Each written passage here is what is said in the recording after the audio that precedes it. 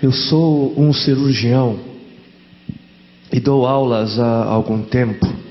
E por 13 anos vivi em companhia de cadáveres e durante a minha carreira estudei anatomia a fundo. Posso, portanto, escrever sem presunção a respeito de morte como aquela. Jesus entrou em agonia no Getsemane e seu suor tornou-se como gotas de sangue a escorrer pela terra. O único evangelista que relata o fato é um médico, Lucas, e o faz com a precisão de um clínico. O suar sangue, ou hematidrose, é um fenômeno raríssimo. É produzido em condições excepcionais. E para provocá-lo é necessário uma fraqueza física, acompanhada de um abatimento moral violento, causado por uma profunda emoção, por um grande medo. O terror, o susto, a angústia terrível de sentir-se carregando todos os pecados dos homens devem ter esmagado Jesus. Tal tensão extrema produz o rompimento das finíssimas veias capilares que estão sob as glândulas sudoríparas, e o sangue se mistura ao suor e se concentra sobre a pele, escorrendo então por todo o corpo até a terra. O corpo dele inteiro havia se tornado negro, porque ele havia suado sangue. Só para os irmãos entenderem qual é o estado de espírito que leva alguém a suar sangue. O terror, o susto, a angústia terrível de sentir-se carregando todos os pecados dos homens devem ter esmagado Jesus. Conhecemos a farsa do processo preparado pelos líderes religiosos, o envio de Jesus a Pilatos e o desempate entre Herodes e Pilatos. Pilatos teve que ceder e então ordenou a flagelação, o chicoteamento de Jesus. Os soldados despojam Jesus, tiram a roupa de Jesus e o prendem pelo pulso a uma coluna do pátio. A flagelação se efetua com tiras de couro múltiplas, sobre as quais são fixadas bolinhas de chumbo e pequenos ossos. Os carrascos devem ter sido 2, um de cada lado e de diferente estatura, e golpeiam com chibatadas a pele já alterada por milhões de microscópicas hemorragias do suor de sangue. A pele se dilacera e se rompe, o sangue espirra. A cada golpe Jesus reage em um sobressalto de dor. As forças se esvaem, um suor frio lhe impregna a fronte, a cabeça gira em uma vertigem de náusea, calafrios lhe correm ao longo das costas. Se não estivesse preso no alto pelos pulsos, cairia em uma poça de sangue. Depois o escárnio da coroação, com longos espinhos mais duros que os de acácia.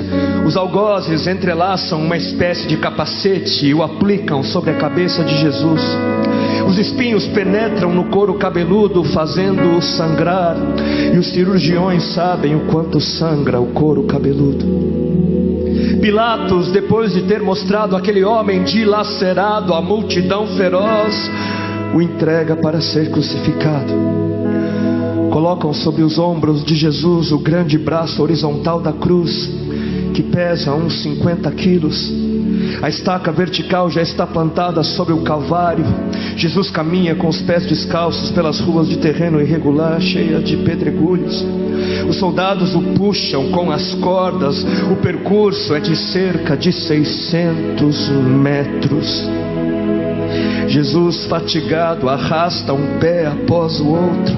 Frequentemente cai sobre os joelhos e os seus ombros estão cobertos de chagas, de ferimentos. Quando ele cai por terra, a viga lhe escapa, escorrega e lhe esfola o dorso.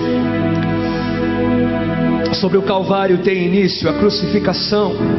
Os carrascos despojam o condenado, tiram a roupa do condenado, mas a sua túnica está colada nas chagas, nos ferimentos, e tirá-la produz dor atroz. Quem já tirou uma atadura de gás e de uma grande ferida percebe do que se trata. Cada fio do tecido adere e cola a carne viva, e ao levarem a túnica se laceram as terminações nervosas postas em descoberto pelas chagas. Os carrascos dão um puxão violento, e há um risco de toda aquela dor provocar uma síncope. Mas ainda não é o fim. O sangue volta a escorrer. Jesus é deitado de costas. As suas chagas se incrustam de pequenos elementos. Depositam-no sobre o braço horizontal da cruz. Os algozes tomam as medidas. Com uma broca é feito um furo na madeira para facilitar a penetração dos pregos. Os carrascos pegam um prego, um longo prego pontudo e quadrado, apoiam-no sobre o pulso de Jesus e com um golpe certeiro de martelo o plantam e o rebatem sobre a madeira. Jesus deve ter contraído o rosto assustadoramente. O nervo mediano foi lesado. Pode-se imaginar aquilo que Jesus deve ter provado: uma dor lancinante e agudíssima que se difundiu pelos dedos e espalhou-se pelos ombros, atingindo o cérebro. A dor mais insuportável que um homem pode provar, ou seja, aquela produzida pela lesão dos grandes troncos nervosos, que provoca uma síncope e faz perder a consciência. Mas em Jesus não. O nervo é destruído só em parte, e a lesão do tronco nervoso permanece em contato com o prego.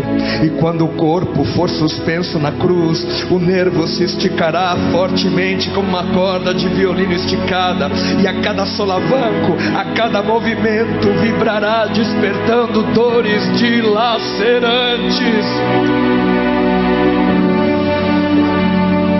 Elevam a Jesus. Os ombros da vítima esfregam dolorosamente sobre a madeira áspera. As pontas cortantes da grande coroa de espinhos penetram o crânio.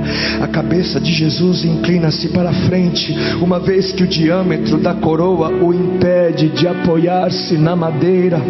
Cada vez que o mártir levanta a cabeça, recomeçam pontadas agudas de dor.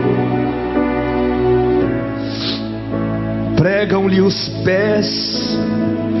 Ao meio-dia, Jesus tem sede. Não bebeu desde a tarde anterior e estava desidratado pela perda de tanto sangue. Seu corpo é uma máscara de sangue. A boca está semiaberta e o lábio inferior começa a pender. A garganta seca lhe queima, mas ele não pode engolir. Tem sede. Um soldado lhe estende sobre a ponta de uma vara uma esponja com bebida ácida de uso entre os militares.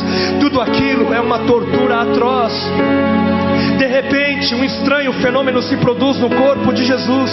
Os músculos dos braços se enrijecem em uma contração que vai se acentuando, os bíceps esticados e levantados, os dedos se curvando. É como acontece a alguém ferido de tétano, a isto que os médicos chamam de tetania. Quando os sintomas se generalizam, os músculos do abdômen se enrijecem em ondas imóveis. Em seguida, os músculos entre as costelas, depois os do pescoço e finalmente os músculos respiratórios se enrijecem. A respiração se faz pouco a pouco mais curta. O ar entra, mas não consegue mais sair. Jesus respira com o ápice dos pulmões.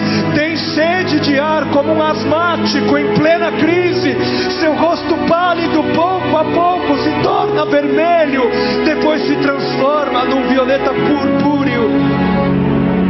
Jesus é envolvido pela asfixia. Seus pulmões cheios de ar não podem mais esvaziar-se. A fronte está impregnada de suor, os olhos saem fora de órbita. Mas de repente algo acontece. De repente algo acontece. Lentamente, com um esforço sobre-humano, Jesus toma um ponto de apoio sobre o prego dos pés. Ele esforça-se a pequenos golpes, se eleva, aliviando a tração dos braços.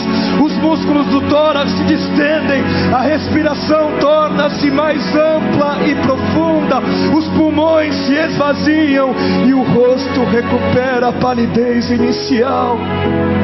Mas por quê? Por que este esforço? Por quê? Porque Jesus quer bradar: Pai, perdoa-lhes porque não sabem o que fazem. E logo em seguida o corpo de Jesus começa a afrouxar-se de novo e a asfixia recomeça. Foram transmitidas 7 frases pronunciadas por ele na cruz, e cada vez que quer falar ele deverá elevar-se, tendo como apoio o prego dos pés. Inimaginável! Atraídas pelo sangue que ainda escorre e pelo coagulado, enxames de moscas unem ao redor do seu corpo, mas ele não pode enxotá-las. Pouco depois o céu escurece, o sol se esconde, de repente a temperatura diminui. Logo serão 3 da tarde, e depois de uma tortura que dura horas e horas, todas as suas dores, toda a sua sede, todas as cãibras, toda a asfixia, todo o latejar dos nervos medianos lhe arrancam um lamento: Deus meu, por que me desamparaste?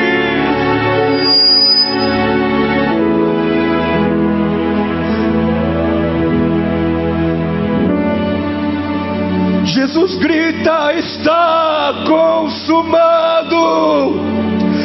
E em seguida, num grande brado, diz: Pai, nas tuas mãos entrego meu espírito.